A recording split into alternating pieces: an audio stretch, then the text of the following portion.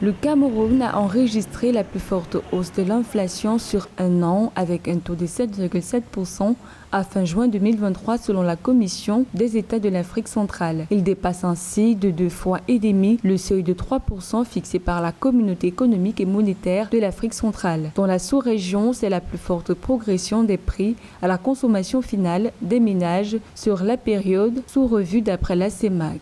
Les conséquences de cette inflation sont d'ordre microéconomique. Ça va de soi, lorsqu'il y a inflation, c'est clair, le pouvoir d'achat du consommateur ou du ménage baisse. Et lorsque le pouvoir d'achat du consommateur baisse, la conséquence c'est que le panier de biens va diminuer. Les services auxquels on pouvait avoir accès vont diminuer.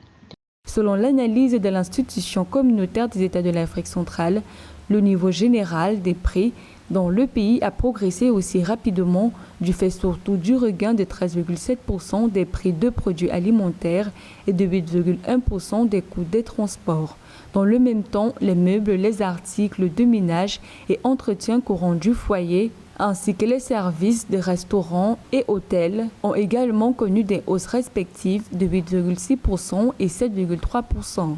Le Cameroun ayant une production faible, que ce soit sur le plan agricole, sur le plan industriel et autres, une économie qui est extravertie, une économie qui est victime d'une sous-production, qui est face à ces crises exogènes qui entraînent une baisse et un ralentissement de la production et de la demande. Par conséquent, ces deux chocs endogènes et exogènes ont amplifié l'inflation et cette inflation-là s'est généralisée depuis 2022, courant janvier 2023 jusqu'à ce jour. Selon la Commission des États de l'Afrique centrale, cette inflation pourrait s'expliquer principalement par l'augmentation des prix des huiles, des produits laitiers, des œufs, de la farine de blé, des produits halieutiques et des légumes. Ceci en raison du conflit russo-ukrainien et des chocs climatiques.